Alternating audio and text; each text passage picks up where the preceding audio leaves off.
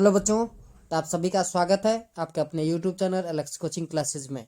तो आज हम लोग पढ़ेंगे ओसवाल का sample paper self assessment 1 term 2। ये सेकंड पार्ट है। फर्स्ट पार्ट अभी तक आपने अगर नहीं देखा है तो जाकर के देख लीजिए। उस वीडियो का लिंक आपको इस डिस्क्रिप्शन में मिल जाएगा। और अगर आप न्यू व्यूअर्स हैं तो प्लीज़ चैनल को सब्सक्राइब कर लीजिए, लाइक कर दीजिए और बेल आइकन को प्रेस करना ना भूलें, सो दैट कि आपको नोटिफिकेशन मिलता रहे। तो चलिए वीडियो को स्टार्ट करते हैं। फर्स्ट पार्ट में मैंने क्वेश्चन नंबर 6 तक डिस्कस किया था आप लोगों के साथ। अभी 6 के और से डिस्कस करेंगे। क्वेश्चन नंबर 6 का एक और है ऑप्शन में। और क्वेश्चन है, in a cricket match Harbhajan took 3 wickets less than twice the number of wickets taken by Zahid. Harbhajan Singh Zahid से 2 गुने से 3 कम विकेट लेता है। The product of number of wicket taken by this two is 20। और दोनों के द्वारा लिए गए विकेट का प्रोडक्ट जो है वो 20 है। Represent the above situation in the form of quadratic equation. तो इस सिचुएशन को क्वाड्रेटिक इक्वेशन के फॉर्म में रिप्रेजेंट करना है। So let the number of wicket taken by Zahid, let the number of wickets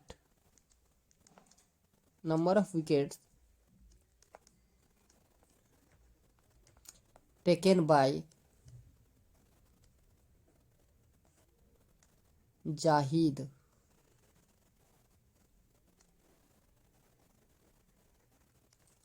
bx. So number of wicket taken by Harbhajan, number of wicket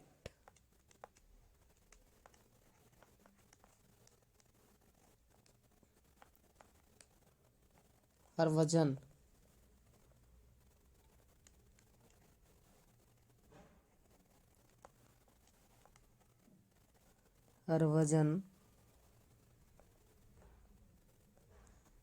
is 2x minus 3, क्योंकि आपको बोला था twice से 3 less, तो 2x minus 3। Now ATQ according to question x into 2x minus of 3 is equals to 20। So 2x square minus 3x is equals to 20 और 2x square minus 3x minus 20 is equals to 0। यही हो गया आपको quadratic form. ठीक है, अगर इसको solve करना हो तो कैसे सॉल्व करें? तो आपको पता है कि क्वाड्रेटिक इक्वेशन को सॉल्व करने आपको क्वेश्चन में यहीं तक बोला गया, इतना ही करना है, यही आंसर है। अगर आपको बोला जाता कि find the number of wicket taken by Zahid and Harbhajan, तो फिर हम इससे सॉल्व करते। ठीक है ना। तो सॉल्व करने के लिए आप 2 फॉर्मूले यूज करते हो, एक तो क्वाड्रेटिक फार्मूला और दूसरा फैक्टराइजेशन मेथड। तो क्वाड्रेटिक फार्मूला में से ए बी सी का वैल्यू निकालना होता है, देन आपको डिस्क्रिमिनेंट फाइंड आउट करना पड़ता है, जिसका फॉर्मूला होता है बी स्क्वायर माइनस 4ac। सो बी आपका माइनस 3 है तो माइनस 3 का स्क्वायर माइनस 4 इंटू ए मीन्स 1 और सी माइनस 20।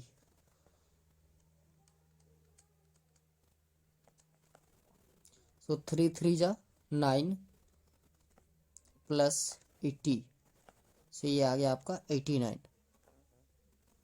अगर x का वैल्यू हमें निकालना होता है तो फॉर्मूला होता है minus B plus minus root D upon में 2a। So minus minus of 3 plus minus root 89 upon में 2 into 1। So 3 plus minus root 89 upon में 2। अगर आपको वैल्यू निकालना होता तो आप इस टाइप से निकाल सकते थे। वैल्यू यहाँ पर नहीं निकालना है हमें, जस्ट क्वाड्रेटिक इक्वेशन बना के छोड़ देना था। सो क्वाड्रेटिक इक्वेशन बना के हमने यहाँ पर छोड़ दिया। बात आ रही है आपको समझ में? चलिए नेक्स्ट आगे बढ़ते हैं। क्वेश्चन नंबर 7 है, find the missing frequencies in the following observation table if median is 34.75 and sum of frequencies 75। Question number 7 आपको क्या गिवन है, तो सम ऑफ फ्रीक्वेंसी गिवन है 75, मीन्स जिसको हम एन लेते हैं, प्रीवियस वीडियो में बताया था एन क्या होता है, sum of frequency. So N 75 given है और मीडियन आपको गिवन है 34.75। सो मीडियन के लिए हमें 3 डाटा चाहिए, एक क्लास इंटरवल, दूसरा फ्रीक्वेंसी और तीसरा कम्युलेटिव फ्रीक्वेंसी CF। याद है आपको प्रीवियस क्वेश्चन में भी हम करके दिखाए थे फ्रीक्वेंसी कैसे निकालते हैं। ओके, सो हमारा क्लास इंटरवल है 0 to 10, then 10 to 20,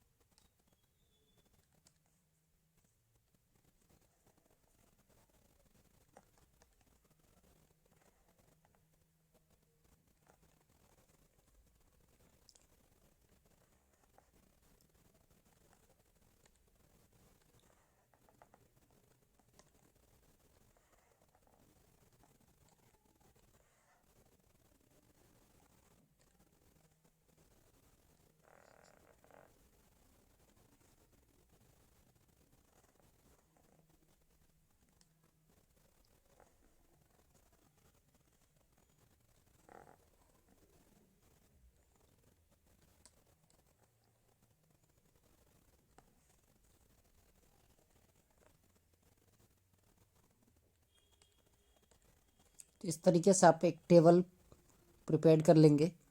0 to 10, 10 to 20, 70 तक जाना है। Okay, so 20 to 30, 30 to 40, 40 to 50, 50 to 60 and then 60 to 70।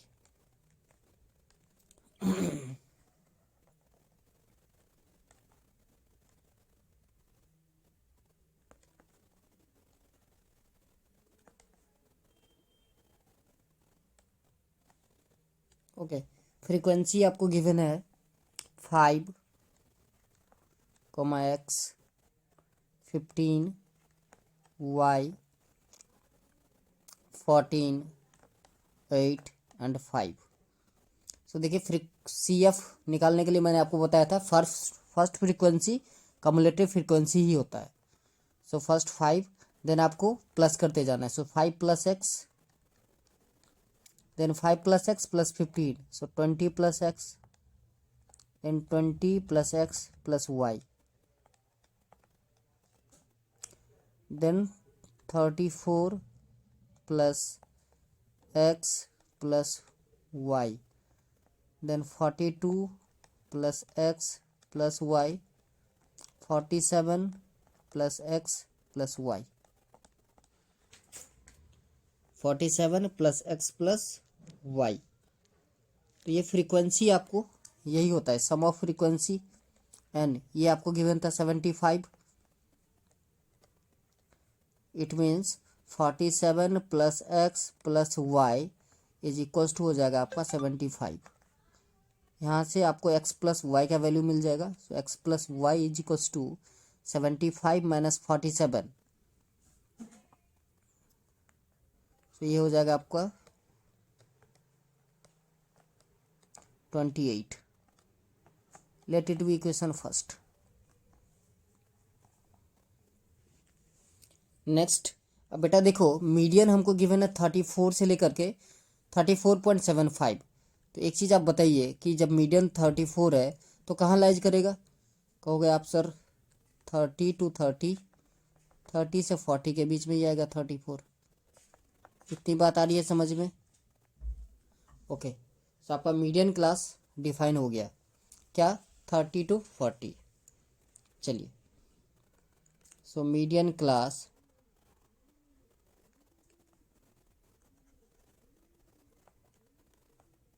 Thirty two 40। अब यहाँ से एल होता है आपका lower limit of the median class. So L आपको मिल गया 30। देन आपको निकालना n/2, n/2 आपका हो गया था 75/2, इसको आप लिख सकते हैं 38.5। नेक्स्ट एफ चाहिए, एफ होता है frequency of the median class, so आपको मिल गया वाई। और उसके बाद क्या चाहिए, सी एफ। सी एफ क्या होता है, frequency before the median class.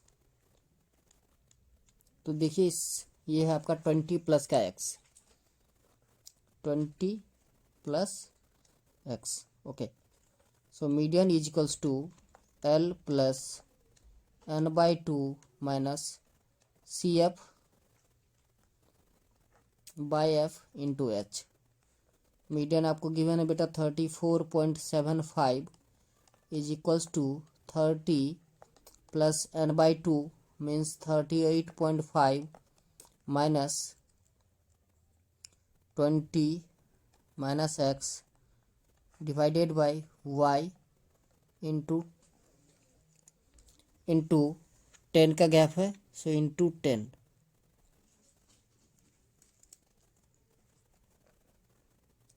बेटा इस 30 को आप इस तरफ माइनस कर दीजिए, सो ये हो जाएगा 34.75 minus 30 is equals to 18.5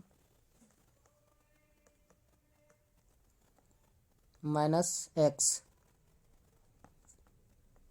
divided by y into 10। तो यहाँ पर ये बना आपका 4.75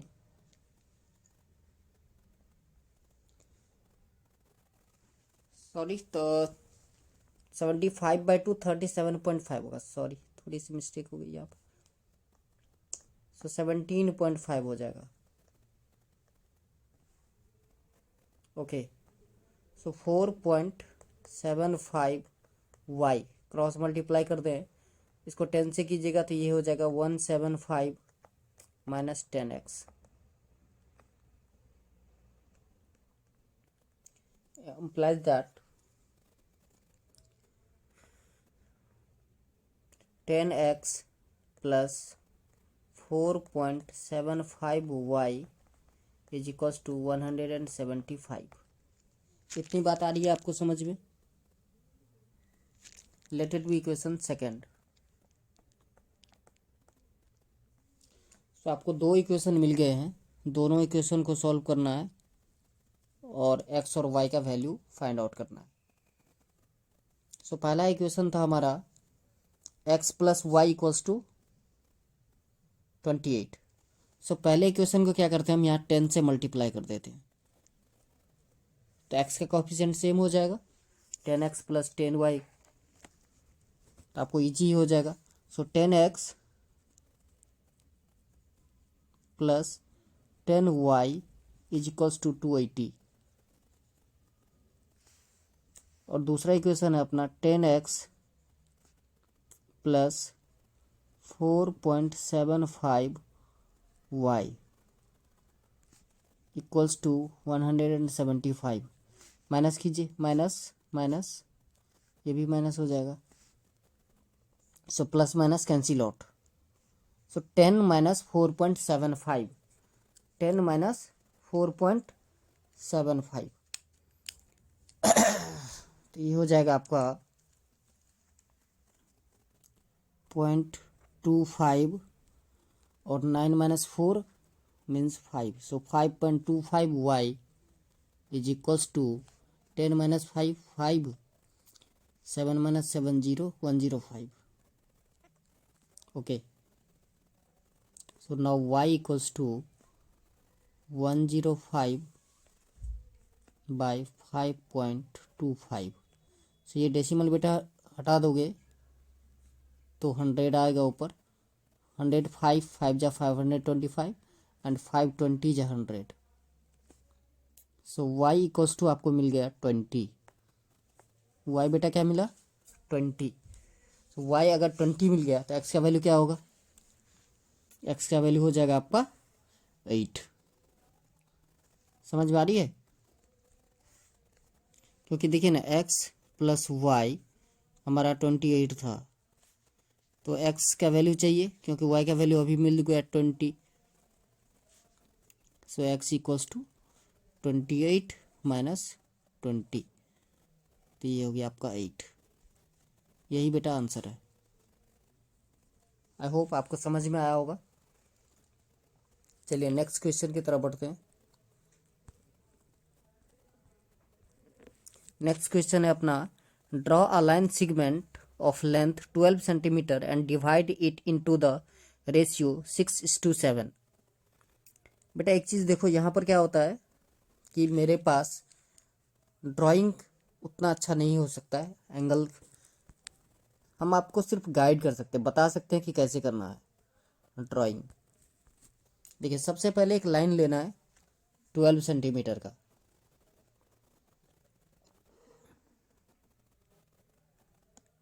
ठीक है। इसका कोई भी नेमिंग आप ले लो, let it be P Q A B X Y, जो भी आपको लेना हो, पी क्यू, ये 12 सेंटीमीटर का है। अब बेटा इसको क्या करना है, इसके साथ एक और लाइन लेना है जो एक्यूट एंगल के साथ, पी के साथ एक्यूट एंगल बनाए, ठीक है। अब इसको 6:7 है आपके पास, तो 6 + 7 13 हुए, 13 इक्वल पार्ट में डिवाइड करना है। Let it be A B sorry 2 3 4 5 6 7 8 9 10 11 12 13। सो आप इसका नेमिंग कर सकते हो P1 P2 P3 P4 P5 P6 P7 P8 P9 P10 P11 P12 P13। Okay, अब बेटा क्या करना है, P13 जो है उसको Q के साथ मैच कर देना है। ये लीजिए मैच कर दिया हमने। ओके, अब बेटा क्या करना है कि यहाँ पे जो एंगल बन रहा है, ध्यान से देखिएगा क्या कह रहा हूँ मैं, ये जो आपका एंगल बन रहा है इतना ही एंगल के साथ, ठीक है, P6 पर इतना ही एंगल बनाना है। किस पर? 6 पर, मतलब इस पॉइंट पर इतना ही एंगल बनाना है। और इसी एंगल के साथ ये जो हमारा P13Q लाइन है, इसके पैरेलल एक लाइन ड्रॉ करनी है और late it B R S, जो भी आप पॉइंट लेंगे, तो यही आर जो पॉइंट है ये इस PQ को 6:7 में डिवाइड करेगा। बात आ रही है समझ में? ऐसे ही जैसे मैंने बताता कि आपको, वैसे ही कंस्ट्रक्शन में लिख भी देना है। चलिए नेक्स्ट क्वेश्चन देखते हैं। Question number 9, calculate the mode of the following data. आपको मोड निकालना है। ओके, मोड में सिर्फ बेटा दो ही डाटा की रिक्वायरमेंट होती है। अगर आपने मेरा बेसिक कंसेप्ट देखा होगा तो आपको पता होगा कि मोड के लिए सिर्फ दो ही बेसिक कंसेप्ट की जरूरत पड़े, दो ही डाटा चाहिए। क्या क्या? क्लास इंटरवल और फ्रीक्वेंसी। नेक्स्ट क्वेश्चन, तो नेक्स्ट क्वेश्चन है आप question number 9, correct, calculate the mode of the following data, marks above 25, above 35, 45, 55, 65, 75 and 85। आपका नंबर ऑफ स्टूडेंट जो है 52, 47 सॉरी 37, 17, 8, 2 एंड 0। तो बेटा जब आप ध्यान से देखोगे इस नंबर ऑफ स्टूडेंट्स को, तो ये देखिए यहाँ पे बढ़ रहा है। और मैंने बोला था जब फ्रीक्वेंसी इंक्रीजिंग ऑर्डर में हो तो उसे हम इन फ्रीक्वेंसी नहीं, कम्युलेटिव फ्रीक्वेंसी लेते हैं, CF लेते हैं, ठीक है। तो एक तो ये चीज़ यहाँ से पता चल गया। और दूसरा देखिए बेटा, क्लास इंटरवल जो है हमारा, वो इंटरवल में नहीं दिया, अबव 25, अबव 35, तो इसको हम इंटरवल में खुद से बना सकते हैं। कहोगे आप सर कैसे? तो अबव 25 है और हमेशा 10-10 का गैप है, तो हम लिख सकते हैं 25 to 35, फिर 35 to 45, आ रहा है ना अबव टू 35। 35 से 45 का मतलब ये होता है 35 से ज़्यादा वाला वैल्यू लेना है, 45 से कम वाला, ठीक है ना। चलिए तो ऐसे ही हम लिखने वाले हैं अभी यह टेबल दिख रहा होगा आपको। तो ये हो जाएगा आपका 25 to 35,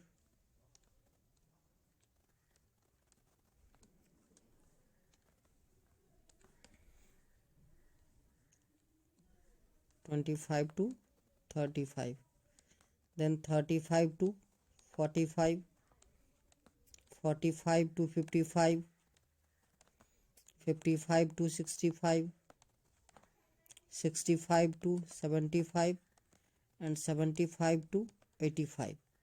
85 अबव 85 हम नहीं ले रहे, क्यों? क्योंकि फ्रीक्वेंसी जीरो, मतलब बच्चे हैं ही नहीं, तो चलिए उसको छोड़ दीजिए। ओके, अब ये सी एफ गिवन है, मैंने बोला आपको बता दिया कि कैसे कि ये सी एफ है। तो 52, 47, 37, 17, 8 और 2। तो बेटा देखो ये कहाँ से आपको दिख रहा है इंक्रीज हो रहा है? इंक्रीजिंग ऑर्डर में कहाँ से दिख रहा है? नीचे से ऊपर की तरफ इंक्रीज हो रहा है ना? देखिए ध्यान से, नीचे से ऊपर की तरफ जो है इंक्रीज हो रहा है ये डाटा। तो हमें नीचे से निकालना पड़ेगा फ्रीक्वेंसी। सो मैंने बोला था पहला सी एफ फ्रीक्वेंसी होता है। सो पहला हो गया आपका 2, then 8 minus 2 6, 17 minus 8 9, 17 minus 37 minus 17 20, 47 minus 37 10, और ये हो गया आपका 5। बात आ रही है इतनी समझ में? ओके, अब हमको चाहिए मॉडल क्लास। क्या चाहिए बेटा? Model class. मॉडल क्लास होता है जिसका फ्रीक्वेंसी सबसे ज़्यादा हो। सबसे ज़्यादा फ्रीक्वेंसी वाला अगर आप टेबल देखोगे तो यहाँ पर दिख रहा है 45 to 55। सो 45 to 55 हमारा मॉडल क्लास हो गया। तो यहाँ एल का वैल्यू चाहिए, तो एल होता है बेटा 45, lower limit of the modal class. ठीक है, उसके बाद चाहिए F1, F0 और F2। F1 होता है बेटा frequency of the modal class. So 20, F0, F0 हो जाएगा आपका 10। देन आपको चाहिए F2। F2 होता है frequency of after the modal class. So 9 हो जाएगा आपका, और H तो 10 का गैप है। इतनी बात आ रही है समझ में? चलिए, तो अब हम फार्मूला पुट कर देते हैं। सो मॉडल मोड का जो फार्मूला होता है L plus F1 minus F0 by 2F1 minus F0 minus F2 into H। यहाँ पर बेटा वैल्यू पुट कर देना है, put the value get the answer. So 45 plus F1, question से देखिए F1 हमारा है 20। सो 20 माइनस 20 माइनस देन कौन सा वैल्यू है? F0। सो F0 हमारा 10 है, तो 20 minus 10 divided by 2 into 20 minus 10 minus 9 into 10 into 10। 10 क्यों? तो एच का वैल्यू था।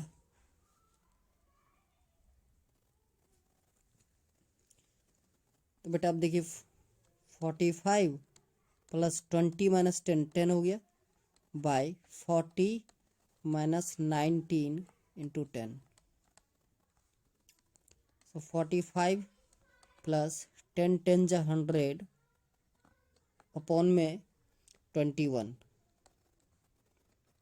सो अब क्या करना है आपको? 21 से डिवाइड करना है 100 को। सो 21 डिवाइडेड बाय 100, 21 5 जा 105 होगा, सो 4 जा 84। सो 6 1 कैंसिल आउट, डेसिमल लगाइए तो 0 आएगा 160। सो 160 तो 7 जा लगा सकते हैं, क्योंकि 8 जा बेटा ज़्यादा हो जाए। सो 1 7 जा 7, 2 7 जा 14। इतना तो आप खुद से भी कर सकते हो, है ना? अगेन 0 130, सो 6 जा 126 4। तो बेटा हम 2 डिजिट तक ले रहे हैं, तो हम लिखेंगे 45 प्लस 4.76।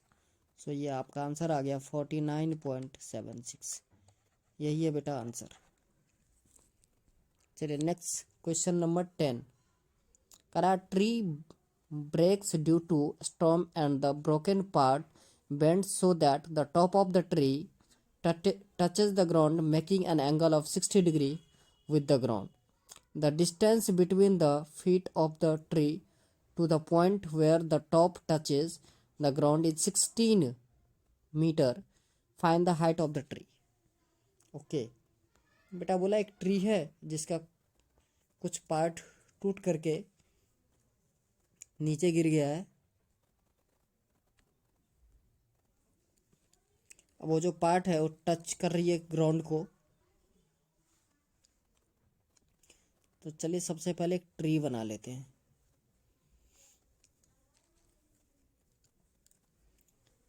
सपोज कीजिए कि ये एक ट्री है, ठीक है। ओके, ये पार्ट टच कर रही है ग्राउंड को।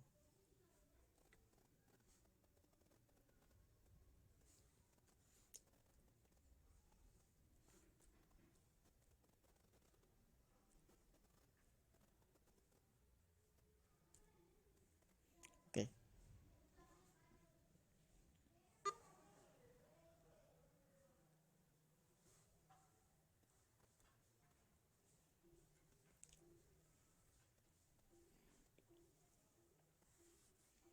लेट इट बी ए भी हमारा ट्री है। इसका पार्ट जो है सी डी ब्रेक कर रही है, ठीक है। जो एंगल बना रहा है 60 डिग्री, 60 डिग्री एंगल है। और बी टू डी जो डिस्टेंस है आपका वो है 16 मीटर। इतनी बात आ रही है आपको समझ में? हमने लेट कर लिया कि ए बी कोई ट्री है जिसका पार्ट सी डी ब्रोकन है और टच कर रही है किसको? ग्राउंड को। ए सी ब्रोकन पार्ट है तो यहाँ पर टच कर रही है डी पॉइंट पर, या सी डी भी कह सकते हो। तो ए सी और सी डी दोनों बेटा इक्वल होगा क्योंकि यही पार्ट टच कर रही है। तो लिखना कैसे लिखोगे? Let A B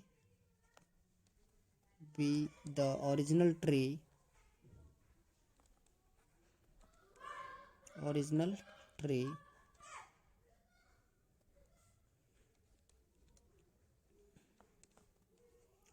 due to storm, its AC part broken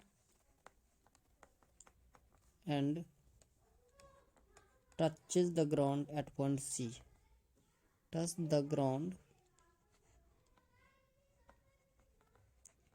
at point C. Sorry, at point D, not C. Okay. So AC equals to क्या हो जाएगा आपका? AC जो है आपका वो बेटा इक्वल हो जाएगा किसके? सी डी के। क्यों? क्योंकि दोनों सेम ही पार्ट है, वही पार्ट टच कर रहा है। Therefore A C equals to C D. Okay, तो बेटा देखिए यहाँ पर 90 डिग्री एंगल बन रहा है ये, और हमें बी सी का वैल्यू चाहिए, और यहाँ पर बेस हमको गिवन है तो हम टेन थीटा यूज कर सकते हैं। Okay, so in triangle B C D में, in triangle B C D tan 60 degree is equals to B C upon में बी डी। ओके, tan 60 का वैल्यू होता है बेटा √3। So √3 is equals to B C हमें नहीं पता है, बी डी हमें पता है 16। सो बी सी का वैल्यू मिल गया आपको 16√3 सेंटीमीटर। इतनी बात आ रही है समझ में? ओके, अब बेटा अब क्या करना है, इसी ट्रायंगल में ध्यान से देखिए, हमें अगर सी डी निकालना है तो क्या कर सकते हैं, या तो आप साइन थीटा यूज़ कर सकते हो या कॉस थीटा यूज़ कर सकते हो, है ना। क्योंकि ये देखिए ये 90 है तो ठीक सामने वाला जो है साइड होता है वो आपका एच हो जाता है। सो अभी आपको परपेंडिकुलर भी पता चल चुका है और बेस भी पता चल चुका है, आप कुछ भी यूज़ कर सकते हैं। तो चलिए हम साइन थीटा यूज़ कर रहे हैं। तो साइन थीटा यूज़ करेंगे तो sine 60 degree equals to P by H होता है। सो पी है आपका अगेन बी सी और हाइपोटेन्यूस है सी डी, तो B C by C D. तो 1060 का वैल्यू होता है बेटा √3/2। √3/2 इज इक्वल्स टू 16√3/CD। इस बार अपने को सी डी निकालना है। So √3 cancel out, so C D is equals to 32 centimetre. इतनी बात आ रही है आपको समझ में? बहुत आसान है बेटा। तो अब देखिए, अब हमें क्या निकालना था, पूरा पेड़ का हाइट निकालना था। सो हाइट ऑफ द पेड़, तो ए C equals to C D, ये तो पहले ही बता दिए थे हम आपको।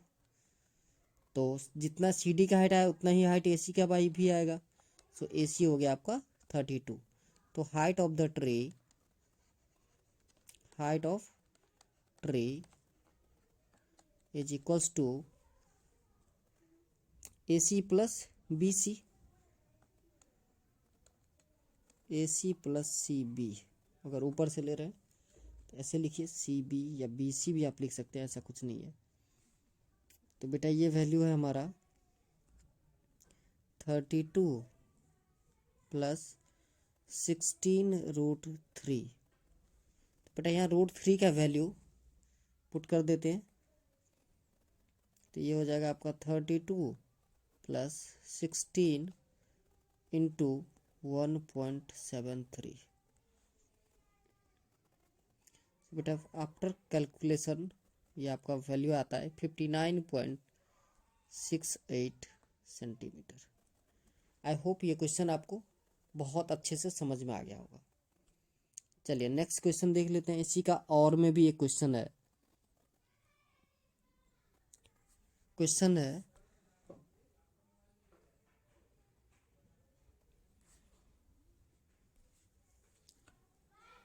as observed from the top of the lighthouse 150 meter high above the sea level, the angle of depression of ship sailing directly towards it changes from 45 to 60 degree. Determine the distance traveled by ship during the period of observation.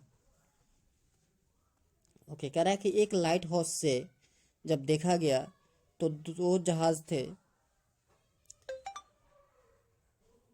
Top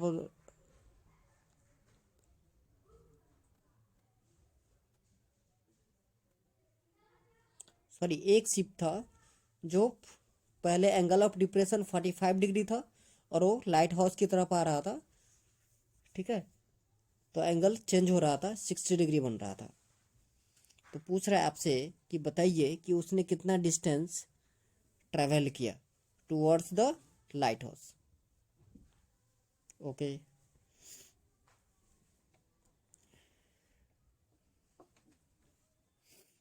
बेटा suppose करते हैं कि ये एक light house है। Okay, और ये आपका एनसीईआरटी का क्वेश्चन है, एनसीईआरटी बुक से लिया गया क्वेश्चन है ये। इस टाइप के क्वेश्चन मैंने जब बेसिक कंसेप्ट बता रहे थे तो बताया था, आप लोगों को याद होगा। एनसीईआरटी का हूबहू क्वेश्चन है ये।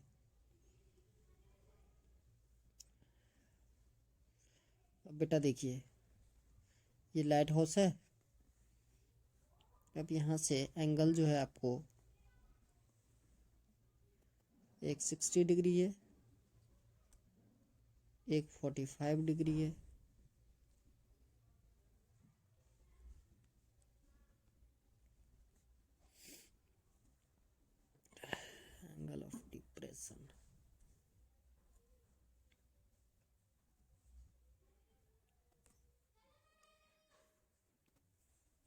बेटा ये है आपका 45 डिग्री,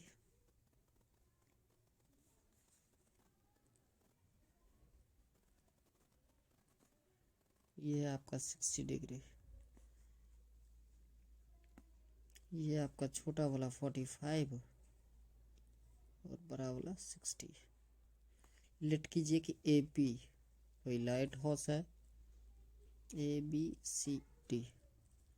पहले सी डी पॉइंट पर था और वो मूव करके सी पॉइंट पर आ गया है, ठीक है। Height of the light house आपको गिवन है 150 मीटर, सो 150 मीटर।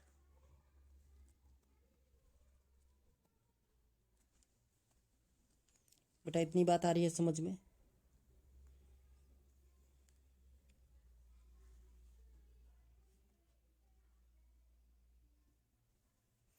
तो आपको लिख लेना सर, लेट ए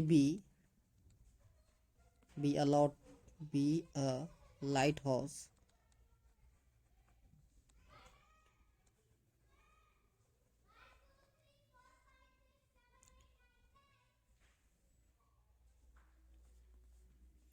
ए बी आपको दे दिया आपको 150 मीटर।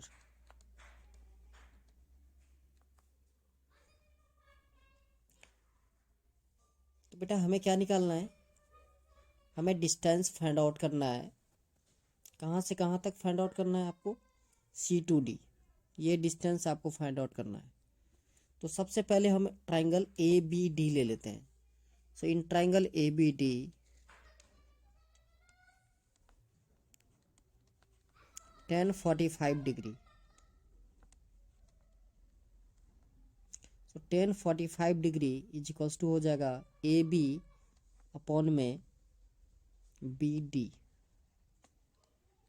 ओके, सो 1045 का वैल्यू 1 होता है, so 1 is equals to A B means 150 divided by B D,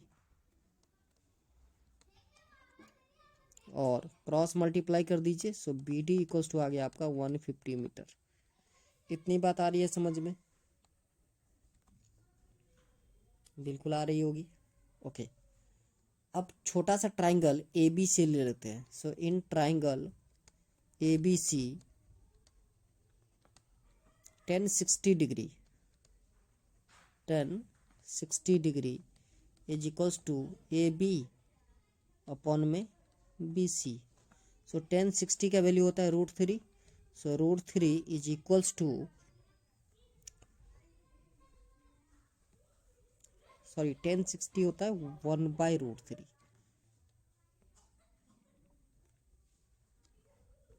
so 1/√3 is equals to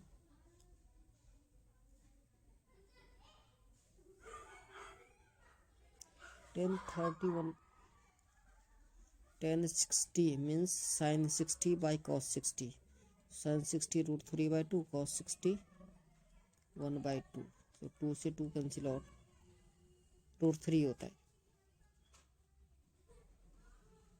okay,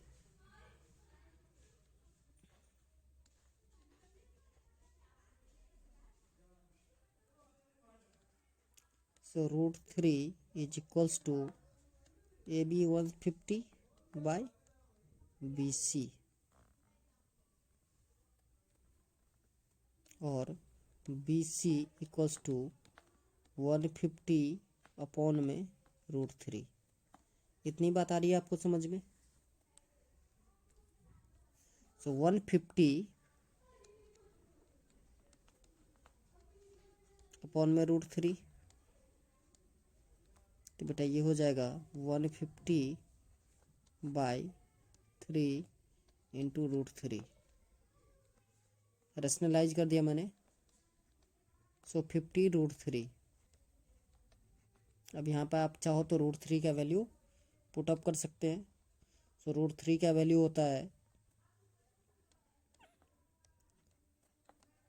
1.73,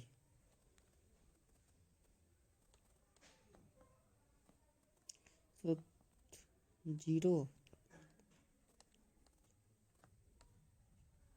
86.50, अब आपको क्या निकालना था, C D. So C D equals to B D minus B C. So 150 minus 86.50। So आपको minus कर लेना है 86.50 150.00। सो 63.50, यही है आपका आंसर। आई होप इतनी बात समझ में आई होगी आपको। चलिए नेक्स्ट क्वेश्चन देखते हैं। नेक्स्ट क्वेश्चन है हमारा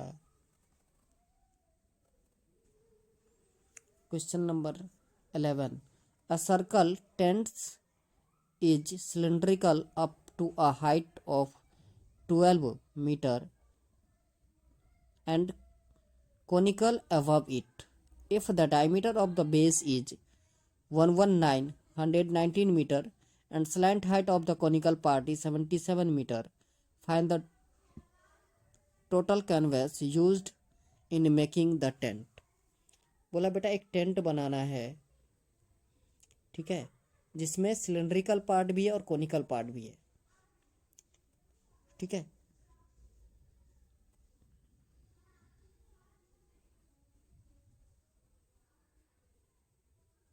कोनिकल अबव है, सिलेंड्रिकल नीचे।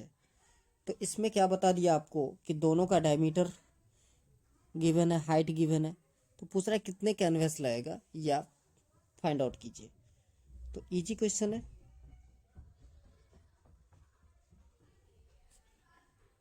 सबसे पहले क्या क्या गिवन है वो आप लिख लीजिए। तो height of the cylindrical part given है आपको, कितना गिवन है 12। Height of cylindrical part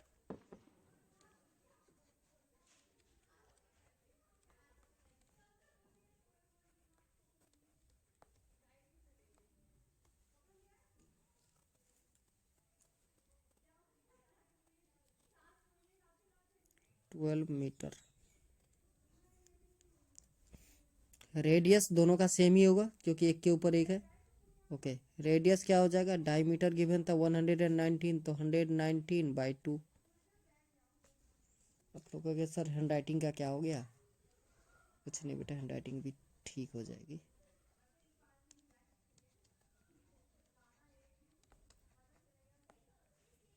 okay, slant height of the conical part means L आपको गिवन है 77 metre. So total canvas use,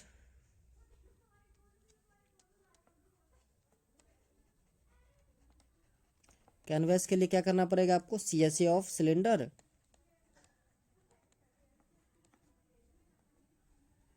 CSA of cylinder plus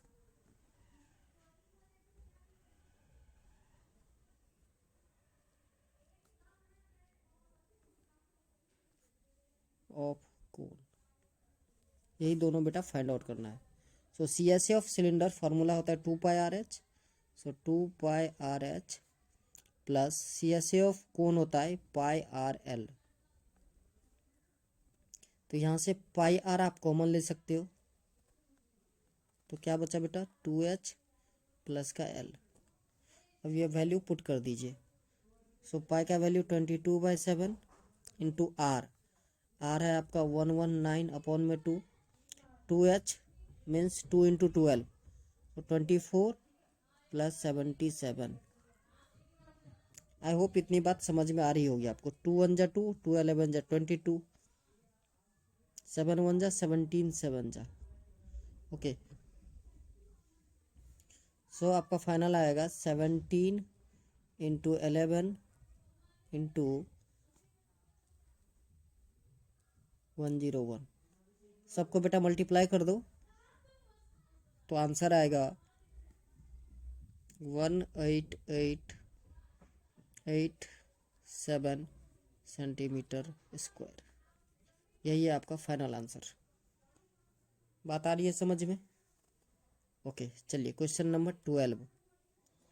question number 12 है, if MA and MB are two tangents drawn from exterior point M to a circle with center O touching it at A and B, prove that MO is perpendicular bisector of AB।